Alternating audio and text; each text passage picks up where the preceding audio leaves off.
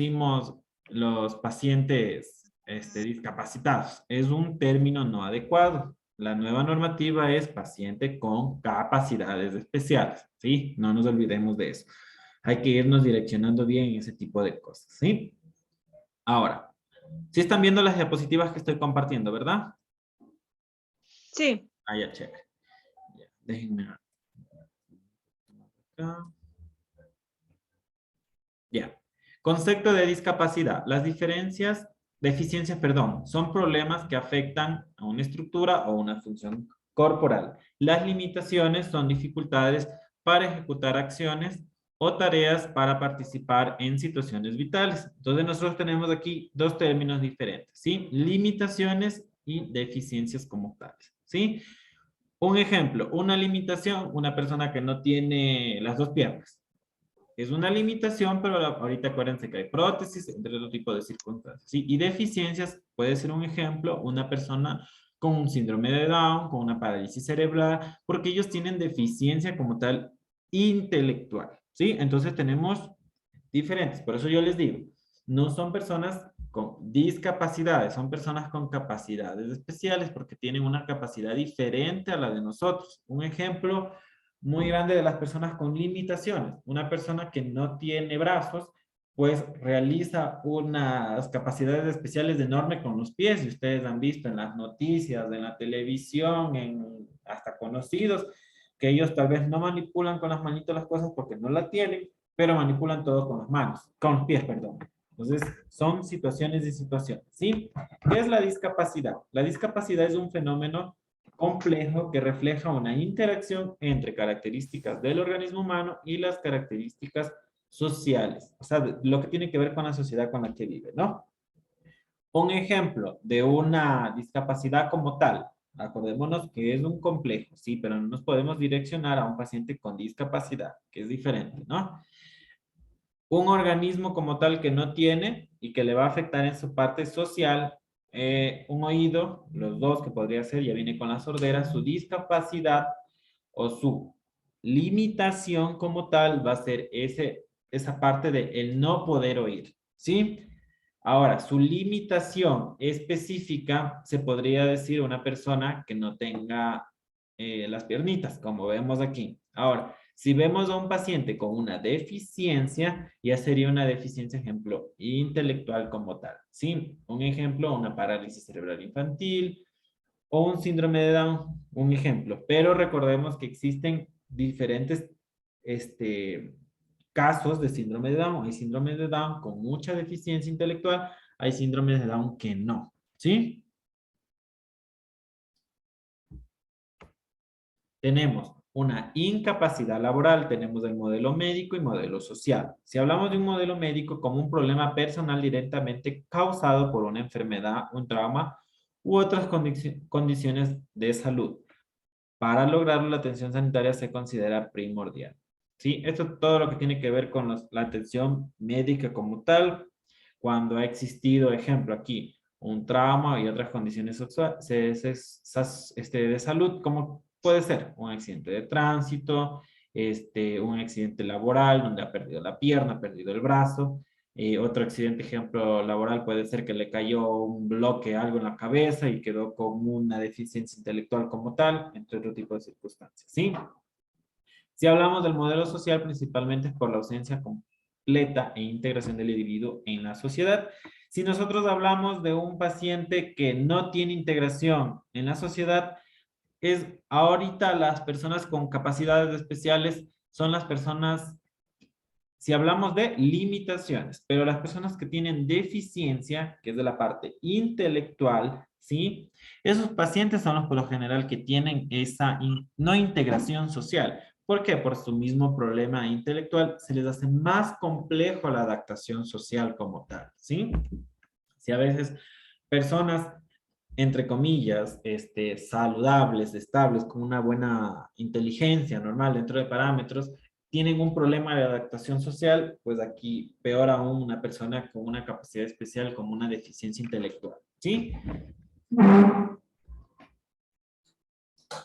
Tenemos la regulación normativa de la incapacidad laboral. Ustedes hace poco escucharon o tal vez vieron en las noticias que cambió la normativa, sobre todo lo que tiene que ver con las incapacidades laborales. ¿Por qué? Porque había muchos certificados médicos falsos, había muchos, estos de los carnet de los CONADIs que fueron adulterados, que no existieron todo lo que tiene que ver con los controles, vigilancias y el actualizar. ¿Por qué? Porque una persona que, digamos, hace 20 años tuvo un accidente de tránsito que lo paralizó, lo tuvo en la cama porque no tenía piernitas, un ejemplo, en ese tiempo conseguir prótesis para que realice sus actividades diarias como caminar, no existían fácilmente. Tenían las personas pues que tenían dinero o que tenían un servicio social más o menos, o una actividad, digamos, de un trabajo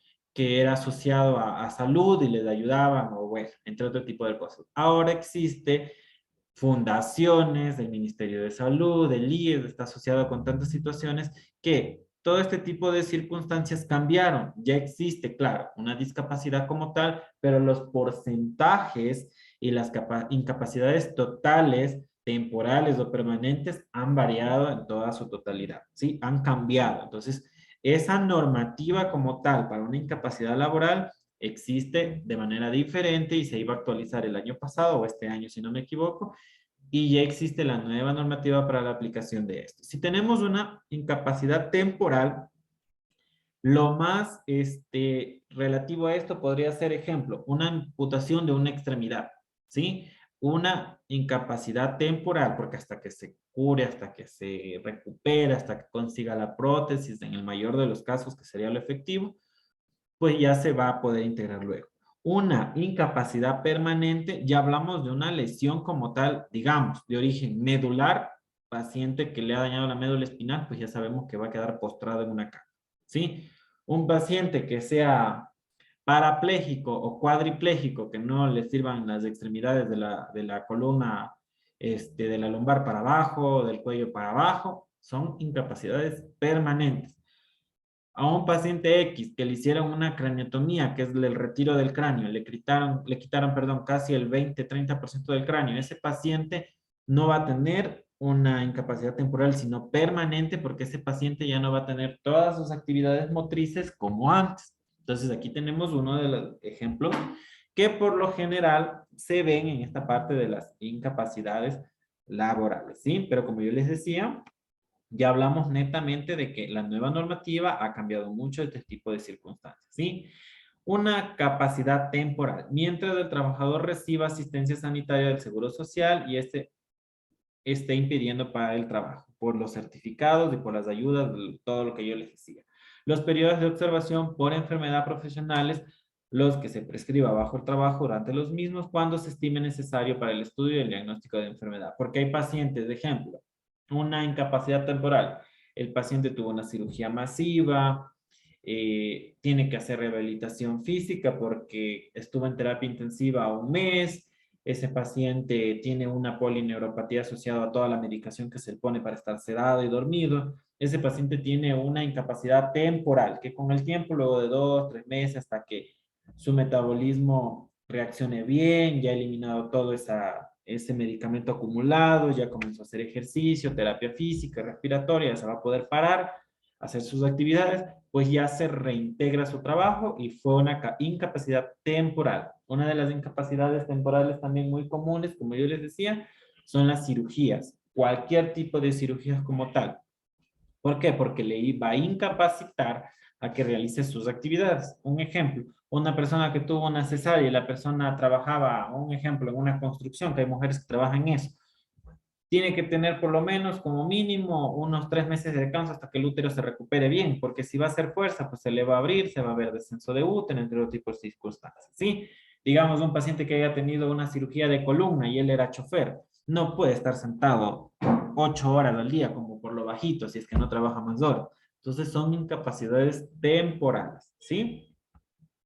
Tenemos las permanentes, que aquí hablamos de permanente parcial, total, permanente absoluta y la invalidez como tal. Como yo les decía, ejemplo, personas que a veces están en sillitas de ruedas, como lo ven aquí, muchas personas en sillas de ruedas trabajan, ¿sí? Son activos en su contorno de la palabra, y no es una incapacidad permanente total, ¿sí? ¿Por qué? Porque el paciente como tal sí hace sus actividades, sí trabaja. Existen ciertos limitantes para ciertas actividades, sí. Ejemplo, a él no le podemos poner a trabajar a cargar cosas, pero él sí puede trabajar netamente de secretario. Un ejemplo, de docente o de algún tipo de situaciones que no amerite esfuerzo físico y que no amerite el levantarse como tal, porque ya sabemos que su capacidad no le permite para eso, ¿sí?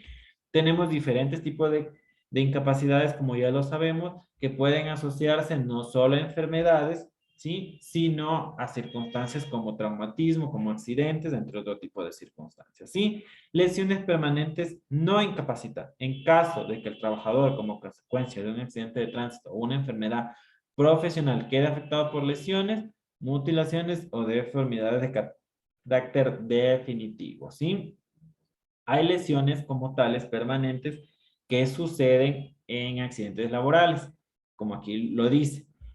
Ese tipo de accidentes laborales, pues tienen que ser súper bien estudiados porque son muchos tipos de circunstancias que pueden llegar a problemas legales y esa parte de ahí se tiene que estudiar súper bien, ¿sí? Vamos a hablar,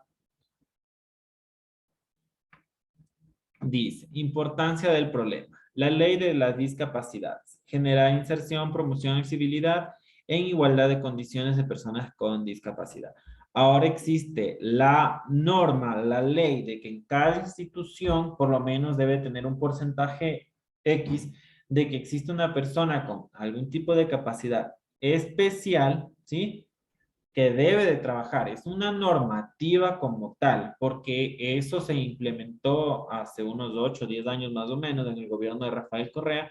¿Para qué? Para que haya la inclusión social de ellos. Como yo les decía, en el mundo actual, la parte de la inclusión con las personas con capacidades especiales que tienen algún limitante o alguna deficiencia, existe el trabajo para ellos, ¿sí? Porque antes existía la exclusión de que no por los seguros sociales, por el trabajo, porque creían que iban a enfermarse a cada rato, porque creían que no iban a ser activos en su trabajo como tal y no se los contrataba y no existía como tal ese porcentaje de ese tipo de personas de apoyo en el trabajo. Ahora ya existe como tal una normativa y lo que nosotros hacemos es dar esa inclusión como tal. En la parte de enfermería, no en la parte legal como tal, existe el apoyo social de nosotros. ¿Por qué? Porque nosotros tenemos que incentivar a que esa persona se sienta incluido.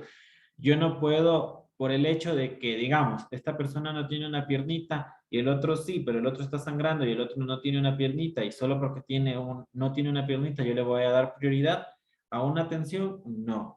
Tenemos que darle una atención generalizada y especificarle el por qué. No puedo yo decirle, no, es que a ti te falta una pierna, entonces discapacidad te tengo que atender antes. Tengo que direccionarme de manera correcta, de manera adecuada. ¿Para qué? Para que él se siente incluido y decirle, el hecho de que a ti te falte una piernita no quiere decir que yo te voy a atender primero. Puedes esperar, no estás grave, pero esta persona que está así, tengo que atenderla de manera inmediata, ¿sí? En el caso de que sea necesario, si existe el problema como tal, porque si usted coge y atiende y la persona X que les digo que tiene esa capacidad especial refiere molestias, pues yo le voy a explicar. Si no, él tiene que entender que existen la manera de triaje de las emergencias, que es un ejemplo que ustedes lo van a conocer más adelante, ¿sí? Y es muy importante, recuerden que a las personas con capacidades especiales hay muchas leyes que los amparan, ¿sí? Tenemos, aquí hablamos sobre cómo se fue dando sobre una leve historia, ¿no? Limitación, ¿qué es una discapacidad nuevamente? Limitación de alguna facultad física o mental que imposibilita o dificulta el desarrollo normal en la actividad de una persona, ¿sí? No se olvidarán que tenemos la limitación y la deficiencia. La limitación, como les decía, la falta de una piernita, un bracito, son limitantes como tal, ¿sí? Pero la deficiencia es la deficiencia, ejemplo, intelectual como tal, ¿sí?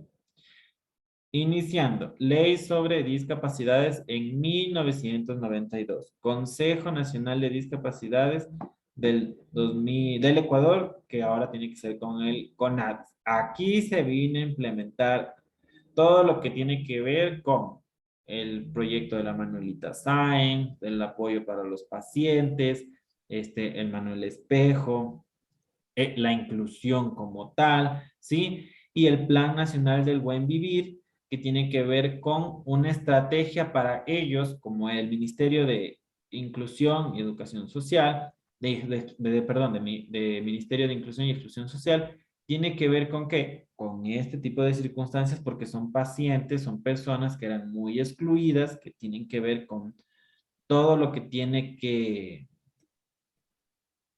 No le sale la pantalla que estoy hablando, me dicen un mensaje. Lisan, sí, no está corriendo las diapositivas, se quedó en esa que dice lesiones permanentes no incapacitantes. Ya les voy a volver a poner, ¿ya? Ajá, Ahí tal vez están viendo. ahí sí ya pasó. Ah, ya listo, disculpen, tal vez se pausó. Ya. Entonces, lo que tiene que ver aquí con el... Es la que se quedó. Ya, listo, gracias por avisarme. Ya. Entonces, aquí estamos hablando como una leve historia de cómo fue iniciando los procesos. Hablamos de hace 10 años, que como yo les decía, más o menos hace unos 8 o 10 años, fue todo este proceso que se dio para la inclusión de este tipo de personas que eran excluidas lastimosamente, pero ahora ya no forman parte de ese grupo aislado, son compañeros de trabajo, son compañeros de estudio, porque hasta incluso hasta todo lo que tiene que ver con megas estructuras, formaron accesos para que ellos se puedan movilizar en el caso de que, ejemplo, estén en sillas de ruedas y entre otro tipo de circunstancias, ¿sí? El marco legal, derechos humanos. Personas con discapacidad tienen derecho a gozar sin discriminación alguna de todos sus derechos. Justo, si hablamos nosotros en el país, derecho a la educación, derecho a la salud es uno de los más importantes, ¿sí? Ahí viene el derecho al agua, a la vida, entre otro tipo de cosas, ¿sí? En este tipo de circunstancias, justo yo les hablo de las megaestructuras. Cuando se dio todo este tipo de procesos de implementar el derecho del buen vivir y la inclusión y toda la historia, empezaron a reformar y a cambiar muchas de estructuras para el libre acceso de ellos, ya que ustedes iban digamos, a la universidad de la central. No habían rampas en todos los lugares para que los pacientes se puedan ir direccionando. ¿Sí? Para que ellos puedan llegar a su objetivo, en este caso que sería el estudio. Eran muy limitantes en la parte de las aulas. Un ejemplo, no había una área específica para que el estudiante tenga su escritorio y pueda estudiar como tal. Toda esta parte de los derechos humanos se reformó y en la parte del Ecuador pues empezó a implementar todo esto, ¿sí? Convención de los derechos de personas con discapacidades. Reconocen el derecho de las personas con discapacidades a trabajar en iguales condiciones de trabajo libremente elegido o aceptado. Lo que yo les hablaba, incluso se puso una ley en el país que debe de haber un porcentaje X por cada número de personas trabajando, que debe de haber una persona con capacidades especiales. Y comenzaron a trabajar porque lastimosamente eran muy excluidos por sus enfermedades como tal, ¿sí? Ley orgánica de discapacidades. El empleador público privado que cuente con un número mínimo, ahí justo lo que yo les hablaba, de 25 trabajadores, está obligado a contratar un mínimo de 4% de personas con discapacidades, ¿sí? Entonces, lo que yo les hablaba, y estamos aquí dando como parte legal, ¿sí? Ley orgánica de discapacidades.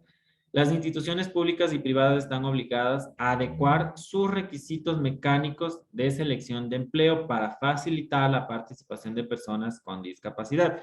Lo que yo les hablaba sobre los accesos, sobre el libre ingreso, sobre las aulas, entre otro tipo de circunstancias, porque no había rampas, no había muchas circunstancias. Entonces se dio obligado a este tipo de cosas, ¿sí? Código de trabajo. Instalar lugares de trabajo con medidas de prevención, seguridad e higiene y adecuado para el desplazamiento. Rampas y todo lo que yo les hablaba. Adaptaciones de puestos de trabajo, escritorios, entre otro tipo de cosas, que les dan un plazo como tal, como ven aquí. Código de trabajo. Multa mensual equivalente a 10 remuneraciones básicas mínimas unificadas por cualquier otro tipo de cosas. El hecho de que tengan este tipo de circunstancias no quiere decir que no se les pueda llamar la atención o memorandos como tal, ¿sí? Plan Nacional del Buen Vivir. Consolidar los mecanismos de protección e inclusión social considerando la inclusión económica de las personas de discapacidad. ¿Sí? ¿Por qué? Porque como no existía el trabajo como tal de ellos, pues no tenían una remuneración. ¿Sí?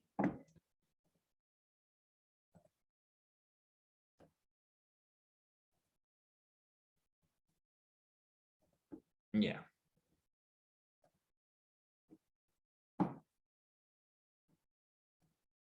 Ya. Vamos a hablar sobre otra parte.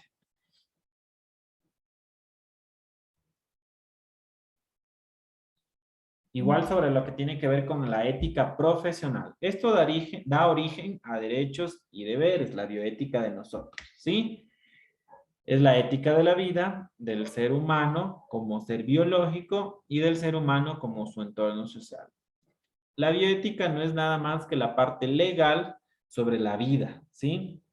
Todo lo que tiene que ver con la parte ética laboral, ética moral, todo. Justo lo que hablamos hace rato sobre la parte legal, pues aquí lo implementamos a la parte de los trabajadores como tal, como un ser vivo como tal, ¿sí? Que va a llevar a todo este tipo de circunstancias. La bioética lleva a la reflexión filosófica a un ámbito aún más preciso, a un ámbito más preciso, más cerca de la aplicación de la vida cotidiana en torno a los valores fundamentalmente como tenemos la equidad, como yo les decía, el hecho de que sea una persona con este tipo de cosas, ausencia como tal de una extremidad, y la otra persona esté sangrando y lo necesita, no quiere decir que haya por igualdad, voy a tratarlo a él, le voy a dar atención primera. Es la equidad. Le voy a atender a quien necesite más en ese momento. En ese momento necesitaba la que sangraba. El hecho de que él no tenga una extremidad y esté bien, solo vino tal vez por una diarrea o algún problema gástrico, pues él puede esperar a diferencia del otro, ¿sí?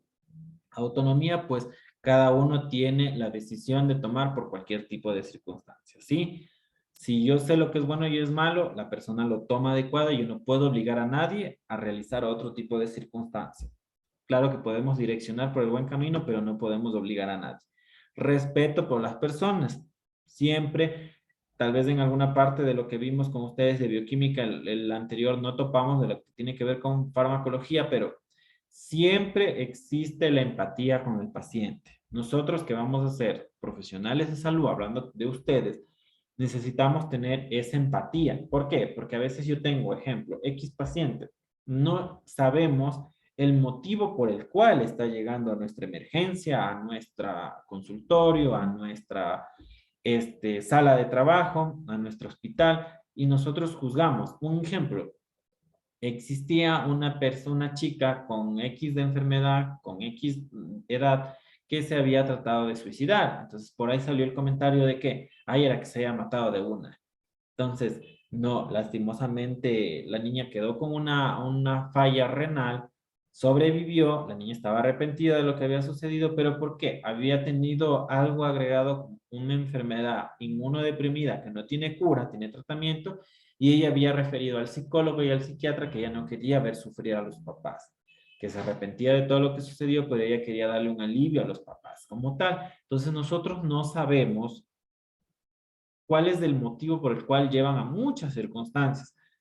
Un ejemplo, si estamos hablando netamente de discapacidades, vemos a un paciente que le falta una piernita, listo, él tal vez no tiene muletas, perdón, tiene solo muletas, no viene con prótesis, y viene otra persona que está con una leve gastroenteritis, yo le voy a atender, perdón, primero a la persona con ese tipo de falta, de deficiencia como tal de extremidad. ¿Por qué? Porque él se va a cansar más, él va a tener más dolor en esa extremidad por estar de pie, porque solo tiene las muletas, no tiene la prótesis, le va a doler los hombros, le va a doler los brazos. Entonces yo tengo que tener ese respeto hacia esa persona porque yo no sé si tendrá, aparte de todo eso, tendrá más enfermedades o más afecciones como tal, ¿sí? Y una solidaridad, el tener una empatía le conlleva a usted a ser solidario, porque usted se va a poner en el lugar del paciente y va a entender, tal vez, o comprender un poco lo que está sucediendo y usted va a ser un poco más solidario. Esta parte de la empatía es muy importante porque en la parte de salud tenemos que aprender a ser empáticos, ¿sí? El discapacitado pasa a construir en un ser humano más, se pasa a construir en un ser más vulnerable, lo que hace necesario adoptar medidas especiales desde un punto de vista ético para proteger sus derechos como persona ante decisiones que le afecten en el ámbito de salud. Justo lo que les hablaba hace un momento, ¿sí? Tenemos que tener mucha empatía porque no sabemos incluso todo lo que puede suceder. Un ejemplo, miren aquí. Paciente que está en silla de ruedas, sí, porque su delimitante tal vez en las piernitas, algo le le ha de estar afectando o ha de tener alguna anomalía, no se puede poner de pie. Entonces la otra persona siente esa empatía, se sienta y es darle a entender de que él no está solo, de que hay personas que le entienden y le acompañan, ¿sí? Para cualquier tipo de cosas nosotros tenemos muy en cuenta, para cualquier decisión, consentimiento informado, ¿sí? ¿Para qué? Porque él, si es un paciente que no tiene delimitantes de deficiencia intelectual, él puede tomar sus decisiones, ¿sí? Consentimiento informado. Profesional de salud se guía por el principio de beneficencia y no maleficencia. Siempre hay que tener en cuenta, ¿sí? Primeramente, por no maleficencia. Quiere decir, siempre beneficencia para el paciente, que sea lo mejor para él, no causarle daño. Un ejemplo como podemos tener aquí. Si le vamos a hacer un procedimiento al paciente y existe el 99% de que el paciente quede parapléjico y si no le operamos, el paciente va a continuar con su vida, pues yo no voy a tomar la decisión por el paciente y le voy a decir, no, es que yo quiero que seas del 1% y por eso te voy a operar. El paciente tiene que decidirlo, como les digo, y siempre la beneficencia. Yo siempre le voy a explicar qué es lo mejor para él, qué es lo mejor que puede suceder, explicándole bien el principio de autonomía para poder decidir racionalmente lo que es beneficioso, porque él, como yo les decía nuevamente, si el paciente no tiene deficiencia intelectual, pues él lo va a analizar, él lo va a saber lo que tiene que decidir y lo que no. Las personas, la persona enferma es el único que decide en cuestiones revitales de su cuerpo, relativas de su cuerpo. El médico no puede decidir con él. Les pongo un ejemplo. Hay pacientes que tienen enfermedades como yo les decía, parapléjicos, enfermedades que los dejan postrados en cama, lo único que pueden hacer a veces es mover una manito, entender, medio comer, son bien conscientes.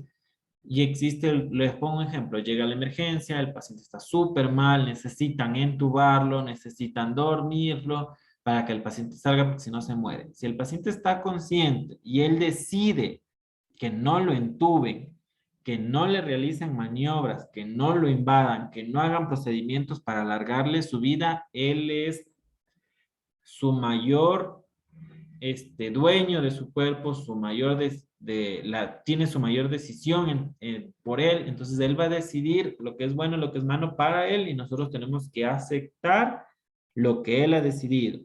No, yo no le puedo decir al médico, no, póngale nomás así afirmado y ya, él decide. ¿Por qué? Porque les pongo un ejemplo, hay pacientes con enfermedades terminales que ellos ya desean descansar de muchos tipos de situaciones.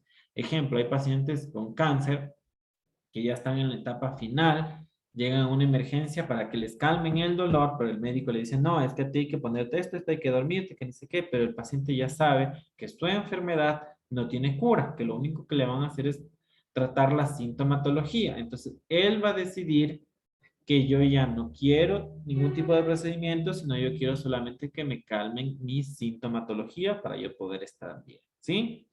Lo único que puede hacer el médico en este tipo de circunstancias es dar a entender, ¿sí? Todo este tipo de circunstancias, explicarles, darles el consentimiento para que ellos decidan, en el caso de que el paciente pueda, y ya. Estos dos principios son de rango superior y deben de ser respetados aún en contra de la voluntad de los intermitentes, que tiene que ver los pacientes, los familiares o los profesionales. Si el paciente está consciente, él decide. Incluso en esos casos no será el médico el que tome las decisiones. En el caso de que un paciente, digamos, esté con una enfermedad catastrófica que no tenga cura y esté produciendo mucho dolor, aquí no tenemos el procedimiento de la eutanasia, que es una muerte digna como tal, por diferentes tipos de circunstancias. Hay diferentes medicamentos para producirles la muerte. Eso lo producen, lo deciden en otros países desarrollados de primer mundo. Ellos pueden decidir una muerte digna como tal. Aquí no lo tenemos, pero lo puede decidir un juez incluso, ¿sí? Los consentimientos informados. Siempre se da una información amplia y completa, ¿sí? Por favor, siempre. Esta parte de aquí es una parte muy específica del médico, pero nosotros tenemos que estar muy en cuenta que esté firmado porque es parte de nosotros, responsabilidad de la historia clínica, ¿sí? Y es el consentimiento informado no es más que la capacidad de decidir racionalmente por parte del paciente, ¿sí? Digamos que en el caso de que no esté el paciente en sus 5 sentidos, el paciente tenga algún tipo de demencia, en algún tipo de circunstancias que le afecten, que tengan deficiencia intelectual, lo que sea, ¿sí? No sabemos muchas circunstancias que pueden suceder del paciente que llega. Entonces puede decidir un familiar directo, mamá, papá, hermano, hijos o esposa o esposo, ¿sí? Ellos lo pueden decidir, pero siempre con todo lo que hablamos hace rato, el maleficio no puede estar primero. No es porque yo quiera ver que mi hermano parapléjico siga viviendo en todas las condiciones, él está consciente, él sigue sufriendo, pero yo lo quiero tener vivo porque yo quiero estar tranquilo teniéndolo vivo. Es una beneficencia para mí, más no para el paciente. Él ya tal vez en algún momento ya quiso descansar, ya no va a tener una calidad de vida. Entonces hay muchos tipos de circunstancias que eso incluso se habla hasta con el médico para poder llegar a entender muchas circunstancias por las cuales siempre va a venir el beneficencia y no la maleficencia, ¿sí? Toma de decisiones directamente ligada a un dilema de la aplicación del consentimiento informado. Tratar de incluir la consideración a la persona afectada. Siempre como prioridad, la persona. Un ejemplo, no tiene que ver con las discapacidades, pero es un ejemplo. Anteriormente, hace unos 15 años, cuando la mujer iba y se quería ligar, si el marido, así no se han casado, si el marido no firmaba, no dejaban que le liguen y era una decisión propia del cuerpo de la mujer. Entonces, eso se abolió por suerte y es una decisión autónoma propia de ustedes, de la mujer como tal, y ya se puede realizar el procedimiento. Ahora ya existe también este tipo de cosas también para las personas con capacidades especiales, porque ellos lo pueden decidir si no tienen ningún problema de deficiencia intelectual, ¿sí? Norma ética para el tratamiento. Debe brindarse a todo aquel que necesite, intentando maximizar los beneficios y minimizar los riesgos. Si hay un paciente que de cuidados paliativos, que son los cuidados a pacientes con enfermedades catastróficas, enfermedades que ya no tienen cura, que tienden a causarle más daño a su salud que beneficio. Siempre hay que darle prioridad a calmar toda su sintomatología para que estén sin dolor, estén tranquilitos y tratar de no alargar una agonía como tal, ¿sí? Principio de la autonomía, paciente podría rechazar un tratamiento como tal. Principio de no maleficencia, el profesional podría estar obligado a hacerlo.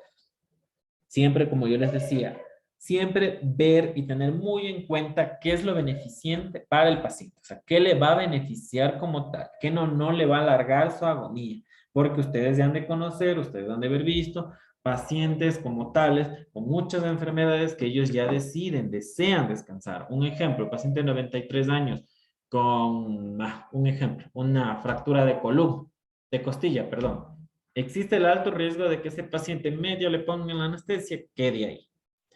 Si no le va a afectar en respirar, si le inmovilizan y listo, él va a continuar con su vida, obvio, no hace ejercicio, no hace mucho esfuerzo y toda la situación, listo, no hay problema, que continúe con ese tipo de cosas.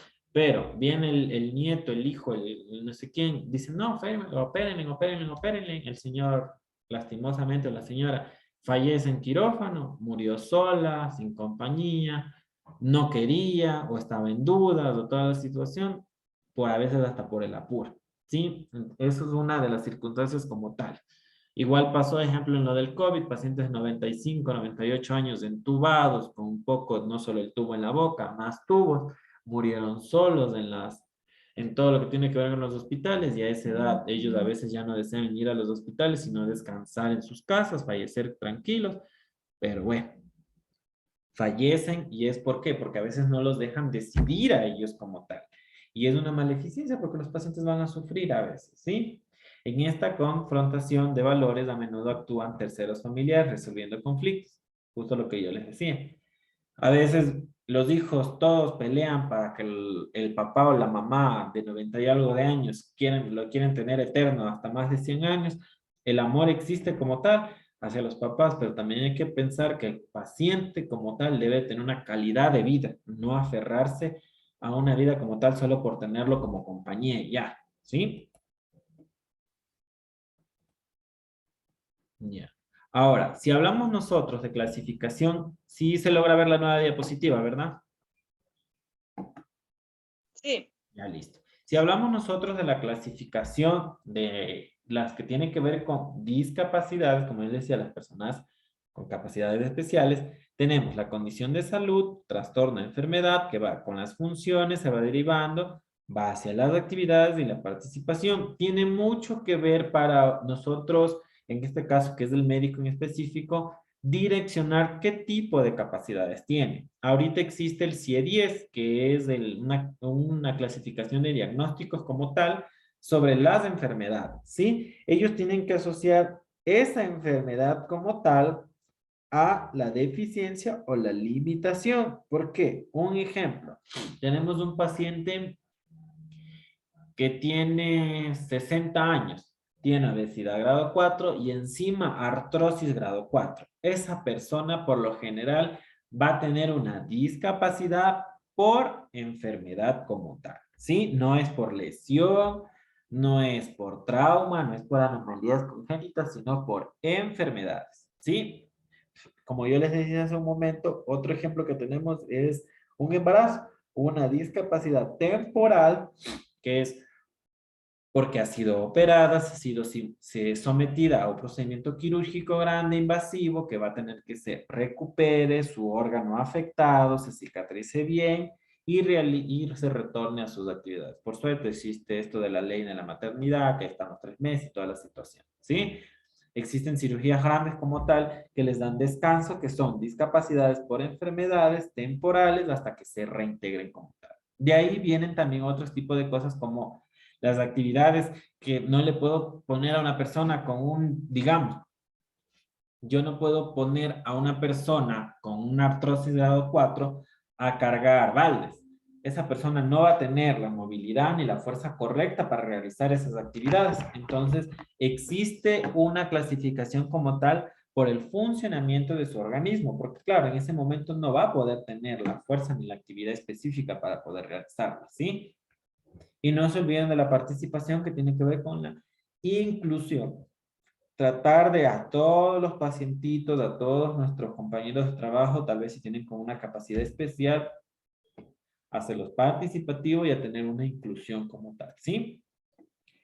Si hablamos de un diagnóstico de daño, es la consecuencia de la patología o accidente, una afección única, también que puede dar con más afecciones. Si hablamos de una afección única, como yo les decía, pasó un accidente, les dejó con una afección en la columna, ya sabemos que ese paciente no se va a mover en algunas circunstancias, dependiendo el daño como tal, a la altura del disco vertebral y va a causar alguna afección. Más afección puede ser por el traumatismo, que lastimosamente le quitaron una pierna, también quedó con una craniotomía descompresiva, quedó sin una pierna, sin un brazo, son más afecciones como tal.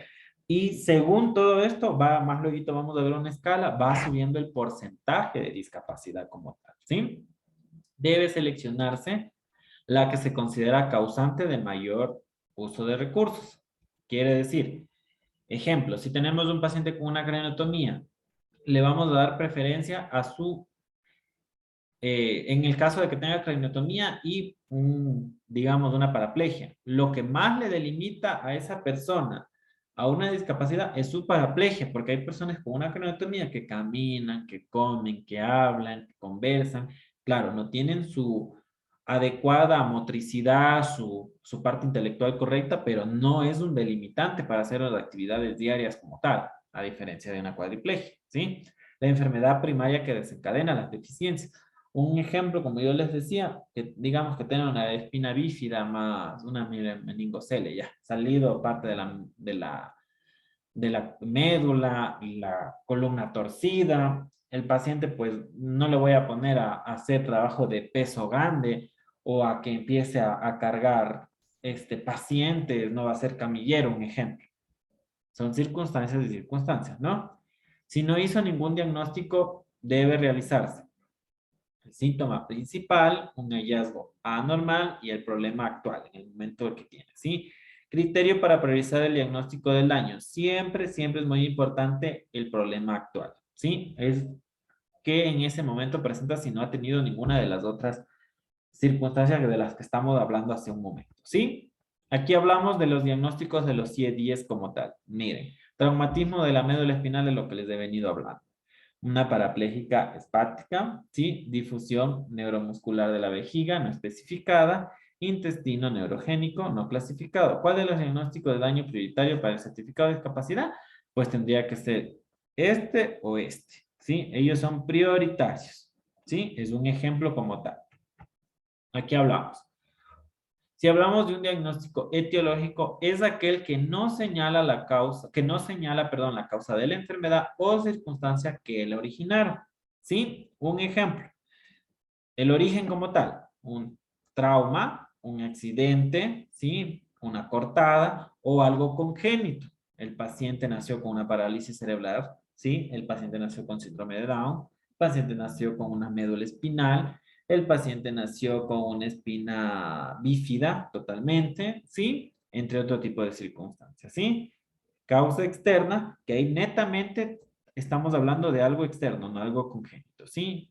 Idiopático, todo lo que tiene que ver con la enfermedad, y multifuncional, que como yo les decía hace un momento, puede que exista una sola causa que afecte a algo específico y hay otros que atacan o hacen más daño aparte de la enfermedad como tal específica. Ejemplos, tiene una parálisis cerebral, sabemos que ese paciente motrizmente e intelectualmente no va a funcionar bien, ¿sí? Tenemos otro tipo de diagnóstico aquí. Diagnóstico de daño, ausencia adquirida de pierna por arriba de la rodilla. Ya, listo. Uno de los ejemplos de daño. Diagnóstico etiológico, diabetes mellitus no insulino dependiente con complicaciones tardías. No quiere decir que porque tengo diabetes mellitus, yo tengo una discapacidad. Son las complicaciones tardías como tales. ¿Qué complicaciones tardías puede ser? Que le hayan amputado una pierna, que el paciente tenga glaucoma, que el paciente por su mismo proceso de diabetes tenga una herida grande que no se cicatrice fácilmente, esté expuesta y otros tipos de... Eso es una discapacidad como tal, no la diabetes nomás, ¿sí? Un diagnóstico de daño podemos tener otro ejemplo, hemorragia subaracnoidea por una hipertensión arterial es un ejemplo, ¿no? Cuando hay una hipertensión arterial muy alta, existe el alto riesgo de hemorragias, ¿sí? Es un ejemplo. Todo eso conlleva que un accidente cerebrovascular, hasta que le drenen, hasta que le hagan la craniotomía descompresiva, le saquen el coágulo, el paciente entra en terapia, a veces quedan hemipléjicos, dificultad para hablar, a moverse, entre otro tipo de cosas, ¿sí? Diagnóstico etiológico, Consulta, dicen. mande. ¿Qué es hemorragia subaracnoidea? Verán, tenemos capitas del cerebro que nos protegen el cráneo como tal. Sí, están debajo del cráneo y nos protegen el cerebro, están en medio de eso, ¿sí? Una de esas capas se llama subaracnoides. Entonces, de esta capa de ahí, a veces tenemos algún tipo de hemorragia por algún vaso que existe por una hipertensión arterial, como yo les decía, que sube tanto el aumento de la presión que rompe algún vaso o algún trauma, algún golpe, lo que sea. Existen hemorragias en esos lugares, ¿sí? Cuando hay ese tipo de hemorragias, el paciente se le conoce como un accidente cerebrovascular o una hemorragia subaracnoidea como tal. Para poder drenar ese coágulo o esa hemorragia, a veces son muy pequeñitas que con medicamento y toda la situación ya disminuye. Pero cuando existe cierta cantidad de líquido, vemos, es una hemorragia más o menos, la cantidad está así, bla, bla, bla. Existe la craniotomía descompresiva que se abre el cráneo para extraer esa hemorragia, se saca todo eso, el coágulo se limpia, bla, bla, bla, se vuelve a sellar y el paciente regresa. Pero como hemos topado parte de nuestra capacidad motriz, que es del cerebro, el paciente queda con un daño temporal. Esos pacientes quedan con hemiplegia, no mueven un lado, hasta que exista nuevamente el tratamiento, exista la reparación de esos tejidos y toda la historia. Pacientes quedan a veces con parálisis de la cara de un lado, así. Sí, la hemorragia sudoinoidea es eso netamente. Cuando hay hemorragias en esa capita que cubre al cerebro y que está debajo del cráneo, ¿sí? Sí, gracias. Ya listo. Otro diagnóstico etiológico que tenemos, una hipertensión como tal, justo lo que yo les decía, pero no es que porque yo tengo hipertensión ya tengo una discapacidad. Es lo que nos puede llegar a dar una hipertensión como tal, ¿sí? Acordémonos que la hipertensión no tratada, no controlada, puede llegar a cualquier tipo de circunstancias, como este tipo de cosas, una hemorragia submarina. Existen hemorragias incluso oculares, las intracorneales, cuando los pacientes no se curan, empiezan con los ojos, a veces ustedes le ven los ojos con unos derrames enormes y es porque pacientes sufren de hipertensión, pero nunca se tratan, nunca se curan, nunca están atentos de eso, entonces puede suceder ese tipo de cosas, ¿sí? Tenemos otro tipo de circunstancias que tenemos aquí de daño, traumatismo, diagnóstico etiológico que puede ser la caída como tal, ¿sí? Que le produjo eso. Un diagnóstico de daño, amputación traumatológica de origen de dónde le sucedió eso, un accidente de tránsito, ¿sí? Por lo general, el médico ahorita lo que hace para hacer un diagnóstico, pone el diagnóstico de la enfermedad, pero para un diagnóstico específico de una discapacidad necesita poner el diagnóstico etiológico de dónde se origina ese tipo de discapacidad, ¿sí? Ejemplo aquí, enfermedad de Parkinson, origen, enfermedad de Parkinson. Esos pacientes por lo general no pueden trabajar por los movimientos involuntarios, entre otro tipo de cosas. Por lo general, esos pacientes a veces incluso terminan hasta con problemas de demencias leves que pueden llegar a asociarse a otro tipo de cosas, ¿sí? Y justo aquí hablamos de ejemplo de un daño como tal, que es una discapacidad, personas con una capacidad especial, es la demencia por una enfermedad de Alzheimer, ¿sí? La diferencia de una demencia normal con la de demencia por Alzheimer es que la demencia normal no es degenerativa, solo se va perdiendo la memoria. El Alzheimer, en cambio, es degenerativo, va perdiendo más facultades motrices.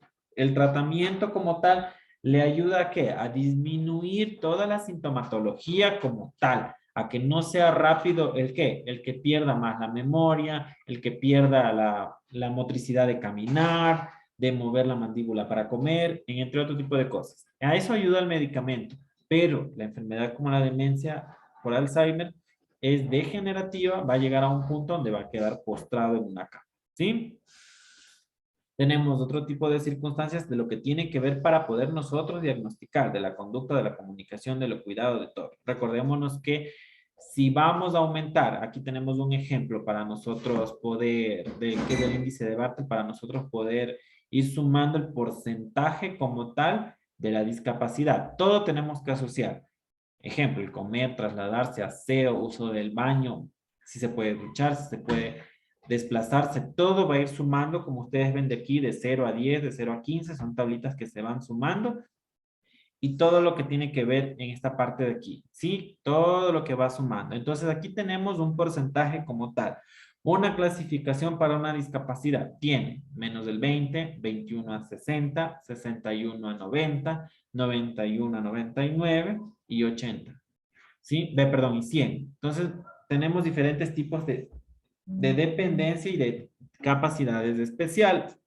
Ustedes han visto que, ejemplo, la persona, digamos, que no tiene un ojito y se ve con el derecho, tiene un porcentaje de discapacidades del 10%. ¿Por qué? Porque él puede hacer todas sus actividades. El hecho de que haya perdido un ojito no quiere decir que el otro le imposibilite trabajar. Sí, va a ser un poco más de fuerza, tiene que tener más controles con el oftalmólogo, porque como solo tiene un ojito, el riesgo que se pierda el otro va a dejarlo ciego, entre otro tipo de cosas. Pero no existe una discapacidad del 50%. O un paciente que tiene parálisis cerebral. El paciente tiene parálisis cerebral, quiere decir que el cerebro no va a comandar muchas actividades, si no son casi todas, y el paciente no puede moverse, no puede trabajar, no puede comer, no puede hacer nada. El paciente va a tener una discapacidad como tal del 95 al 100%. Un paciente que esté en silla de ruedas la parte de el ombligo para abajo no le funciona y la parte de arriba sí, pues va a tener tal vez un 50, 45% porque él puede hacer sus actividades, él puede trabajar en algo que no le conlleve a ponerse de pie. Va a tener, sí, una discapacidad, va a ser una persona con capacidades especiales, pero no le conlleva decir que tenga una discapacidad con un carnet con nadie que tenga el 100%. La ventaja, se podría decir, para este tipo de circunstancias y estas valoraciones, es que ya ahora existe la revaloración para todo esto de los carnet. Ya no se permite que anteriormente sacaban citas y ya, listo, se daba los, ¿cómo es? Los carnet y punto, nada más. Ahora ya se da un control como tal de todas estas circunstancias para que no exista la mala administración, se podría decir, de este tipo de carnet y no haya los problemas como antes, porque antes por todo trataban de sacar, ¿para qué?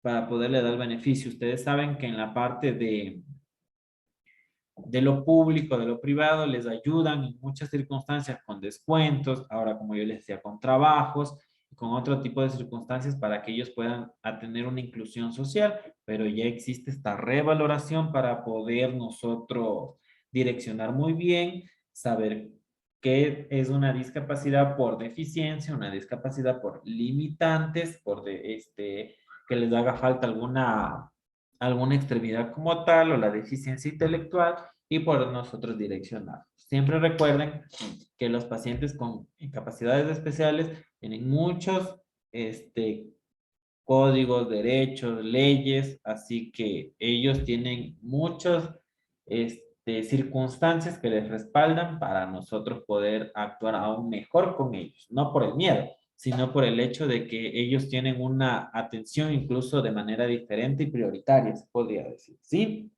Para nosotros hablar de los cuidados específicos de estos pacientes, nos tenemos que direccionar según a la necesidad que las tenga. Un ejemplo que ya luego hemos de hablar en las clases, que vienen más adelante puntos como tal. Un paciente con una paraplegia, tenemos que saber que ese paciente no se va a movilizar, por lo general, por su misma inactividad, los músculos van a ser muy ausentes, van a ser muy delgados y puede existir el riesgo de lesionarse, producir lesiones por presión, que conlleva úlceras. Y si nosotros no hacemos unos cuidados de enfermería correctos, en el caso de que estemos cuidando a un paciente en hospitalizaciones, en casa, en donde sea, acuérdense siempre que la bacteria no es que se va a quedar ahí, va a avanzar, va a seguir haciendo daño, puede llegar a hueso y una infección por cualquier tipo de bacteria X que llegue a hueso quiere decir que va a llegar a nuestro torrente sanguíneo más fácil porque la médula ósea está ahí y nos va a conllevar una infección mayor aún. Un ejemplo, un paciente con un síndrome de Down. Sabemos que ya hablamos de una limitación, ahora hablamos de una deficiencia como tal. Si el paciente tiene alguna deficiencia intelectual, sea síndrome de Down, sea parálisis, algún tipo de parálisis cerebral o algo, tenemos que tratar de mejorar esas actividades motrices, esas actividades lúdicas, esa parte que él debe de mejorar su parte intelectual, reforzando actividades y terapias específicas como tal, direccionadas a su enfermedad, como yo les decía, que no es lo mismo el paciente que tiene con parálisis cerebral al paciente que es hemipléjico. El paciente que es hemipléjico, pues tengo que ayudarle, ejemplo, a que si el izquierdo no le puedo mover, pues yo tengo que hacerle terapia con el derecho y que el derecho movilice al izquierdo o al mismo tiempo le voy a realizar yo. ¿Para qué? Para que aumente la circulación, no haya problemas de, digamos, de disminución de la masa muscular por la falta de actividad, la lubricación e hidratación de piel, como yo les decía, para evitar las lesiones, entre otro tipo de circunstancias. Siempre nos vamos a ir direccionando, a pesar de que ya vamos a hablar de tratar de englobar cada enfermedad como tal para nuestros cuidados. ¿Sí? No nos olvidemos también que ya sabemos la terminología general, tenemos que ser muy partícipes en la inclusión, tenemos que saber que ellos tienen cierto tipo de prioridades, cierto tipo, como yo les decía, de códigos y de procesos que los respaldan, pero siempre ir direccionando para que ellos sean incluidos y no se sientan excluidos por darle prioridad cuando no lo necesiten como tal, ¿sí? Acordémonos también que en esta parte de las personas con discapacidades, Hablamos de enfermedades como tal específicas, como la diabetes, la hipertensión, que no son enfermedades de discapacidades, sino que toda la sintomatología no tratada correctamente, no llevada bien a sus controles, pueden llevar a que esa persona llegue a tener alguna capacidad especial. Nuevamente, como tal vez ya hablamos de la química, el uso excesivo, el consumo excesivo de los carbohidratos que lleva al consumo excesivo de los azúcares, nos lleva a tener una glucosa alta, la glucosa alta no bien tratada nos llega a producir hasta un accidente cerebrovascular. La hipertensión, si yo ya sé que el consumo excesivo de colesterol hace que los vasos sanguíneos se ensanchen, se acumulen de grasa y produzcan dificultad para la circulación, puede producir una hemorragia, un taponamiento que puede llevar a un accidente cerebrovascular, a algún accidente isquemia en algún lugar específico y puede llevar a una discapacidad, ya sea hasta por amputación como tales. ¿Por qué? Porque han existido coágulos, trombos que tapan ciertas arterias, ciertos vasos, no hay la circulación, existe la muerte, necrosis de cierto lugar y les tienen que amputar ciertas partes, ¿sí? Entonces, tenemos que ir relacionando ciertas cositas para poder nosotros irnos direccionando con todas nuestras actividades específicas de enfermería, ¿sí? Eso es, chicos, la introducción de las enfermedades. Luego vamos a hablar de las enfermedades específicas y de los cuidados, ¿sí? ¿Tienen alguna duda, alguna pregunta sobre el tema de hoy?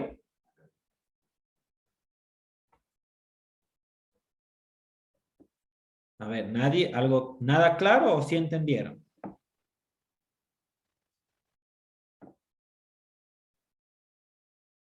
A ver, alguien que diga si se entendió o no se entendió la clase. Sí, se entendió, licenciado, gracias. Ya, listo. Sí, sí se entendió, gracias. Ya, chévere. Ese es el punto. No se olviden siempre ir diciendo, si es que no se entiende, tal vez por ciertas circunstancias, para ir mejorando incluso ciertas estrategias, se podría decir, para que ustedes entiendan. Como yo les decía en las clases anteriores, aquí es importante que ustedes sean honestos y aprendan, porque al final yo sigo aprendiendo porque yo ya soy profesional, ya tengo mi trabajo estable y toda la situación, pero ustedes van a tener estas oportunidades de aprender, lean lo que no saben, pregunten lo que no saben y si estamos yéndonos tal vez mal, avísenme para poder ir corrigiendo e ir mejorando las estrategias de aprendizaje, ¿sí? Ya chicos, si no tienen ninguna pregunta, eso es todo. Nos vemos la próxima clase. Por favor, alguna duda me escriben. Ya tienen mi contacto, cualquier cosa me avisan, ¿sí? Licen, buenas noches. ¿Cómo le va? Dígame. Buenas noches, compañeros. Lo que pasa es que justo hoy día estaba leyendo en la plataforma y es sobre los deberes y las tareas, ¿Ya? y hay una que hay que hacer en parejas. ¿Ya? Entonces, no sé cómo nos vamos a organizar, si usted ahorita se hace sorteo o cómo, porque la verdad que aquí, como no quedaron en crear un grupo de WhatsApp, pero hasta el momento no hay. Entonces, no tengo idea cómo es que vamos a hacer el Ah, trabajo. ya tenemos el grupo de WhatsApp, pero si usted recién se conecta, no tengo su número, tiene que ponerme. Ajá, eso Ajá, le iba a yo decir dije, yo Hola ahorita, ya compañera, buenas pusieron. noches. Hola, y ya ¿Cómo está? tenemos, o Buenas sea, noches. nosotros ya hemos hecho el grupo de 2 personas, ahí ya tienen que ir viendo igual, me claro, imagino. la vez pasada yo sí dejé mi Compañera, número, pero nunca Ya, creé yo, el grupo. a las personas que me pusieron ya les voy a incluir en el grupo. yo no estoy tampoco en ningún grupo, compañera, buenas noches. Ya, verán, esto es por afinidad. Ustedes mismos hagan, si por X motivo falta, digamos, porque son 10, la ventaja van a ser 5 grupos, ¿no? Entonces van a estar en pareja de a 2, ¿no? Traten, Sí. por favor, de realizarlo. Hubo inconvenientes con sus compañeras, no voy a dar nombres, no necesariamente tengo que dar nombres, que habían deberes idénticos a otros. El primero que yo revise, le voy a poner la nota que es y al que continúe, pues le voy a poner 0. Por favor, traten, si es que van a sacar de internet y otra persona también lo sacó de internet, la idea no es coger, abrir la página, copiar, pegar, poner mi nombre y enviar. La idea es que usted elabore su trabajo. Ustedes tienen una plantilla del instituto. Formen un deber bonito con esa plantilla, ahí va mi nombre, va su materia, va la fecha, que es una carátula como tal, viene la información, pero no es copiar, pegar, poner mi nombre y enviar. Otra persona X vino, hizo lo mismo, investigó en la misma página. Como les digo otra vez, la primera persona que vea va a ser Juanito Pérez, le vi porque fue el primero que subió, listo, le reviso, está completo, le pongo la nota.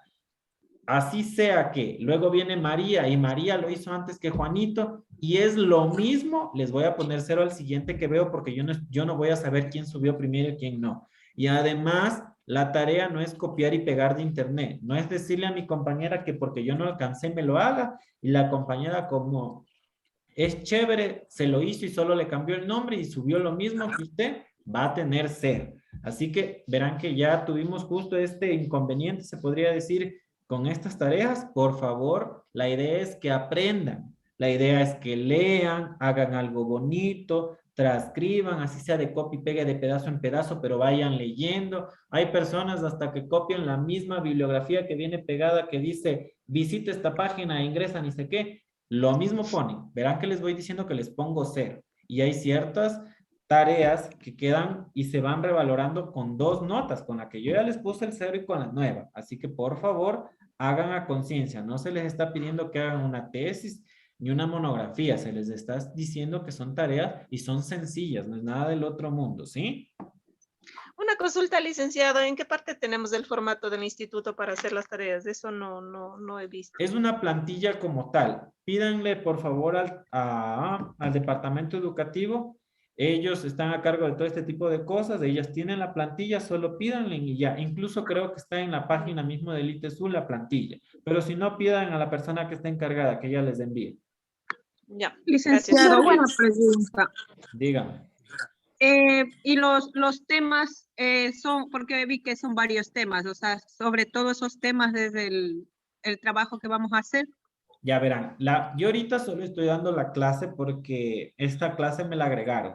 Igual, yo recién traté de modificar las diapositivas para que sea algo que ustedes le saquen provecho. Las tareas las dejó haciendo otra persona.